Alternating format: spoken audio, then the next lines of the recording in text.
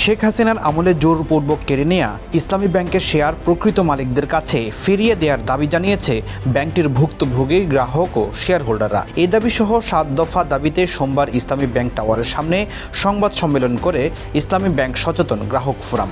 সংবাদ সম্মেলনে ফোরামের আহ্বায়ক অধ্যাপক নূর নবী মানিক অভিযোগ করেন, 2017 সালে অস্ত্রের ভয় দেখিয়ে অনেক শেয়ার হোল্ডারের মালিকানা ছিনিয়ে নেওয়া হয়েছিল।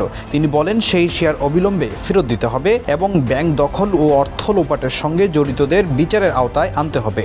এ সময় বক্তারা আরও দাবি করেন, ব্যাংকের আস্থা ও স্থিতিশীলতা ফিরিয়ে আনতে সৎ, যোগ্য ও পেশাদার ব্যক্তিদের সমন্বয়ে পূর্ণাঙ্গ পরিচালনা পর্ষদ গঠন করতে হবে। পাশাপাশি বিদেশে পাচার হওয়া অর্থ ফিরিয়ে আনা এবং ব্যাংক খাতের অনিয়ম দুর্নীতির বিচার নিশ্চিত করার আহ্বান জানান তিনি।